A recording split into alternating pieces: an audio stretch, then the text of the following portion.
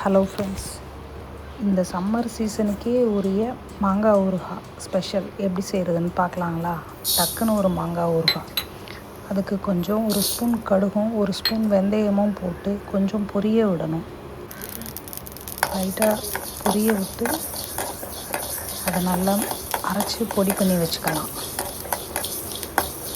பொரியும் போது அந்த படப்படன்னு ஒரு சவுண்டு கேட்டால் போதும். அந்த இப்போ வெந்தயத்தோட கலர் கொஞ்சம் சேஞ்ச் ஆகும். அவ்வளோதான். பார்த்திங்களா,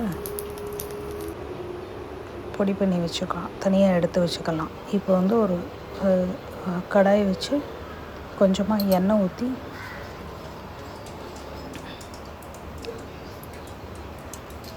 கடுகு உளுந்தம் பருப்பு போட்டுக்கலாம்.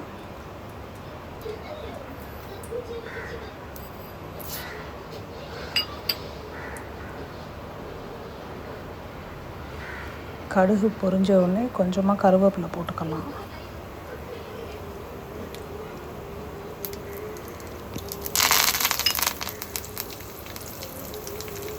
கொஞ்சம் பெருங்காயத்தூளும் போட்டுக்கலாம். போட்டு இது நல்லா பொரிஞ்ச உடனேயே நம்ம பொடியாக கட் பண்ணி வச்சுருக்கிற மாங்காவை போட்டுருவோம். மாங்காய் போட்டு ஒரு பரட்டி அந்த ஆயிலெல்லாம் மாங்காயில் எல்லாம் படுற மாதிரி ஒரு பரட்டிட்டு அதுக்கப்புறமா அதில் கொஞ்சம் மிளகாத்தூளும் தனி மிளகாத்தூள் கொஞ்சம் உப்பு கொஞ்சம் போட்டுக்குவோம். போட்டு இதுவும் நல்லா எல்லாம் ஸ்ப்ரெட் ஆகிற மாதிரி நல்லா பரட்டி விட்டுக்கலாம்.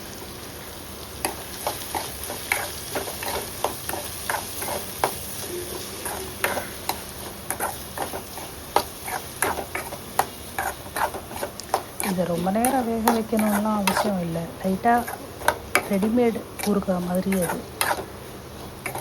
அப்படி ஒரு பரட்டிட்டு நான் கொஞ்சம் டேஸ்ட்டுக்காக கொஞ்சமாக வெல்லம் போடுவேன். வெல்லம் போட்டால் டேஸ்ட்டே சூப்பராக இருக்கும். உங்களுக்கு வேணும்னா போட்டுக்கோங்க, இல்லை ஸ்கிப் பண்ணிடுங்க. வெல்லம் போட்டு ஒரு பரட்டிட்டு ஒரு 2 மினிட்ஸ் நல்லா பரட்டிட்டு லாஸ்ட்டில் இறக்குறதுக்கு முன்னே நம்ம பொடி பண்ணி வச்சுருக்கோம் இல்லையா, அந்த பவுட்ரு ஒரு 1/2 ஸ்பூன்லேருந்து ஒரு 3/4 ஸ்பூன் போடலாம். போட்டுட்டு நல்லா பரட்டி விட்டுட்டு அடுப்பை ஆஃப் பண்ணிட வேண்டியது தான்.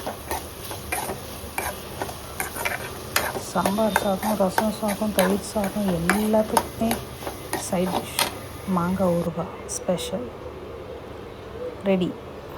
தேங்க்யூ.